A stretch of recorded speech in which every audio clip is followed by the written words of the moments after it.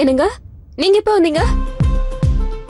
ரோஷினி, இப்படி புடவைய கடல் மாதிரி போட்டு வச்சிருக்கே, இதுல நான் மூழ்கிட்டேன்னா அதுக்கப்புறம் எப்படி தனியா வாழ்வேன்? சரி, அதை விடுங்க. எனக்கு பதில் சொல்லுங்க. காலையில நடந்த விஷயத்துக்கு என் மேல நீங்க கோவமா இல்லல்ல? கோவமா? அது என் மனநிலைய பொறுத்து இருக்கு. ஒருவேளை நீ என்ன விசேஷமான முறையில சமாதானப்படுத்துறதா இருந்தா நான் ரொம்பவே கோவமா தான் இருக்கேன். சித்தார்த், நான் எவ்வளவு டென்ஷனா இருக்கேன் தெரியுமா? நாளைக்கு நான் தான் எல்லாரை விட ரொம்ப அழகா இருக்கணும். ஆனா இது வரைக்கும் இது எனக்கு கட்ட தெரியல. ஏன் நாளைக்கு என்ன விசேஷம்? நாளைக்கா? அதான் எல்லா பொண்ணுங்களும் அவங்க ஹஸ்பண்ட் நல்லா இருக்கணும்னு ஒண்ணு பண்ணுவாங்களே. அப்படிலாம் கூட நடக்குமா? விளையாடாதீங்க. நாளைக்கு என்னோட முதல் சுமங்கலி பூஜை. ஓ, சுமங்கலி பூஜையா? அப்ப எனக்கு கூட முதல் சுமங்கலி பூஜை. ஆமா மிஸ்டர் ஹஸ்பண்ட், என் மாமியார் மறு வீட்டுக்கு வரும்போது என்கிட்ட கொடுத்த அந்த ரெட் கலர் சாரியை தான் நான் கட்டிக்கணும்னு சொல்லிருக்காங்க. அதான் விஷயமா? அப்படியா? ஓ, அப்பனா ஓகே. அந்த புடவை தான் கட்டிக்கணும்னா அப்ப எதுக்காக நம்ம வீட்ல புடவை கடைய விரிச்சு வச்சிருக்க சொல்லு. எப்பவும் விளையாட்டு தான். அது என்னோட ஸ்பெஷல் சாரி.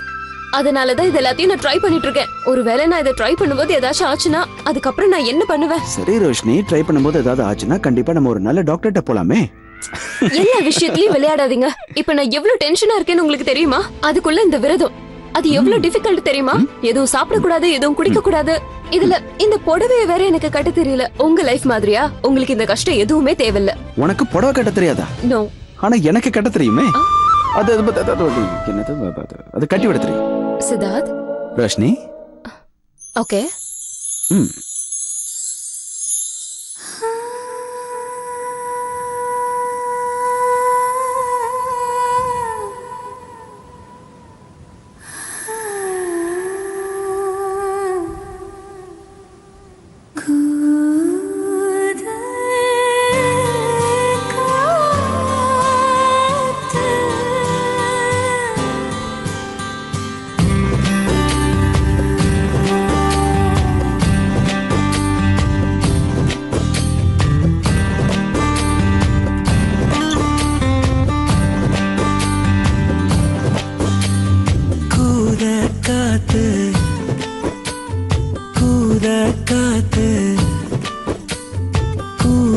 காத்து கொல்லுதடி குரச்சல தாடி இல்ல கூந்தல் மட்டும் தாடி